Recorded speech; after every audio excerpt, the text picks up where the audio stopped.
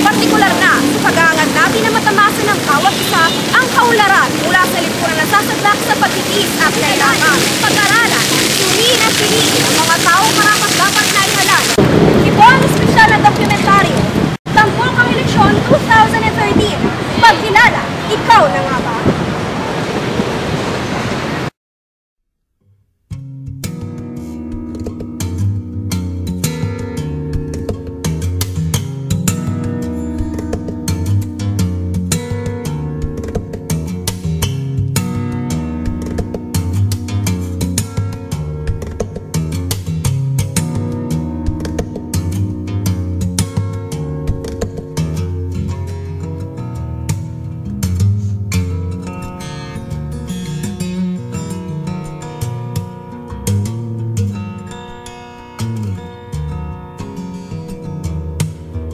Siyang nakilala bilang isang magaling na mamamahayag sa larangan ng journalismo sa iba't ibang premyadong istasyon ng telebisyon.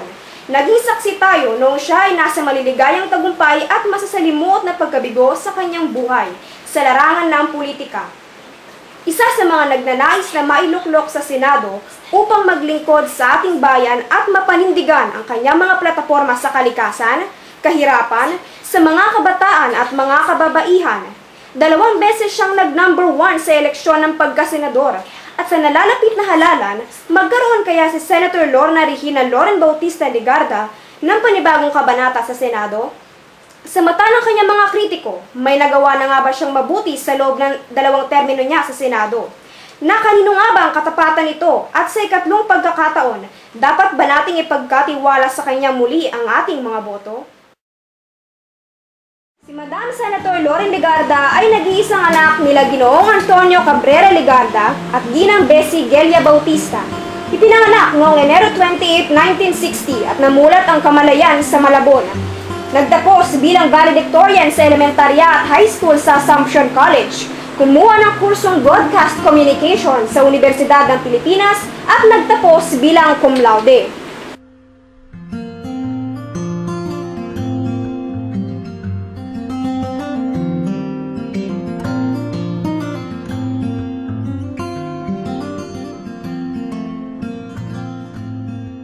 Dalawang beses ikinasal ang senadora. Una kay Ginoong Jose Aranda at sumunod kay Ginoong Antonio Libiste. Inanalang 2 pagsasama. Nahatulan na may sala sa kasong homicide si Antonio Libiste taong 2009. May 2 anak na lalaki ang senadora kay Libiste na pinangalan ng Lorenzo at Leandro.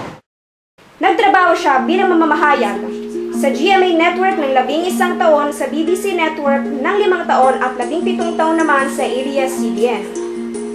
At napagtanto ang kanyang sarili na hindi lamang niya nais iulat ang mga nangyayaring sakuna, problema at trahedya na kinakaharap ng ating bansa, kundi humanap ng mga solusyon tugon sa mga ito. Kaya naman, noong makababa bilang Pangulo si Ginoong Fidel V. Ramos ay napatianod na ito sa udyok ng dating Pangulo na tumakbo sa halalan noong 1998 bilang senador kapartido ng Lakas NUCD-UMDP. Nahalal siya sa unang pagkakataon bilang senador na may bilang na mahigit 15 milyon, pinakamataas na boto noong taong nasabi. Sa kanyang unang termino, naging tanyag ang mga nagawa niya para sa mga nadakip tulad ng himagsikan sa Pilipinas. Kabilang dito ang paglaya ng 5 militar at pulis na nadakip ng CPP, NPA, NDF noong April 1999. Ang paglaya ni Army Major Noel noong Abril 2001 mula sa 2 taong pagkakadakip at ang paglaya ng mamamahayag na si Arlene de la Cruz mula sa mga dumakip sa kanya na Abu Sayyaf sa Holosulu. Noong taong 2001, isa si Senator Legarda sa 10 senador na bumoto upang mabuksan sa ikalawang pagkakataon ang paglilitis tungkol sa pagpapatalsik sa pwesto kay dating Pangulong Joseph Ejercito Estrada at nagtagumpay sila. Sa pagsapit naman ng taong 2003, napagpasyahan niya na umalis sa partido ng Lakas CMD at umanib sa koalisyon ng nagkakaisang Pilipino ni Fernando Poe Jr. na nagnanais na mahalal bilang presidente ng Pilipinas sa darating na eleksyon 2004. Magkatambal sila sa pagkandidato sa eleksyon 2004 at sa kasamaang palad, hindi nakamit ng dalawa ang inaasam nilang tagumpay mula sa pagkatalo kina Ginang Gloria Macapagal Arroyo at Ginoong Noli de Castro. Mula sa pagkatalo ay panandaliang bumalik ang senadora sa pagiging mamamahayag. Ngunit hindi tumigil sa paggawa ng mga advokasya na isinusulong ang kapakanan ng ating nanganganib na kalikasan. Gumawa siya ng mga dokumentaryo na nagpapakita ng mga masamang dulot ng kasalukuyang sitwasyon ng ating bansa sa kaganapan ng climate change. Ito ay pinamagatakulan sa tag-araw, ligtas, likas at likas. Noong 2007, napagdesisyonan ni Legarda na tumakbo muli sa Senado sa ilalim ng koalisyong Genuine Opposition. Nanalo siyang muli at umabot ng 18 milyon na mga boto at pinakamataas na bilang sa ikalawang pagkakataon. At mabilis na lumipas ang panahon. Taong 2009, Hulyo 19, kasabay ng pagkakapasa ng kanyang batas na Magna Carta on Women ang muling pag-anunsyo ng kanyang pagkandidato bilang vice-presidente katambalin Senator Manny Villar sa nalalapit na eleksyon 2010. Sa ilalim ng partidong Nationalist People's Coalition sa platapormang Makakalikasan at muli sa ikalawang pagkakataon, nasadlak siya sa pagkatalo mula kay Ginoong Binay bilang bise na katambal si dating Pangulong Estrada at Pangulong Benigno Simeon Noynoy Aquino bilang Pangulo. Napatibay ni Senator Legarda ang mga karapatang Pilipino sa pagpapatupad ng mga sumusunod na batas. Anti-Trafficking in Persons Act para matigil na ang pagbenta ng mga kababaihan, mga bata at manggagawa. Anti-Child Labor Law, proteksyon para sa bawat bata at musmus laban sa pang-aabuso. Expanded Senior Citizens Act para ma-enjoy ni lolo at ni lola ang buong 20% senior citizens discount. Ang Climate Change Act at ang National Disaster Management Law para hindi na tayo maondoy, masendong at mapablo pang muli. Solid Waste Management Law para matigil ng pagbaha at ang kahirapan. People's Survival Fund para mabigyang pondo ang mga nangangailangan. Sa taong kasalukuyan, magtatapos na ang ikalawang termino niya sa Senado. Nagnanais na makapangatlo pa nga kung sakaling manalo sa nalalapit na eleksyon.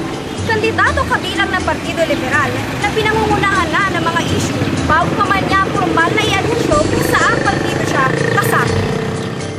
Sa kabila ng lahat ng kanyang mga naipatupad, patuloy pa rin sa pagkukwestiyon ng mga kritiko sa pagkatao at katapatan ng senadora.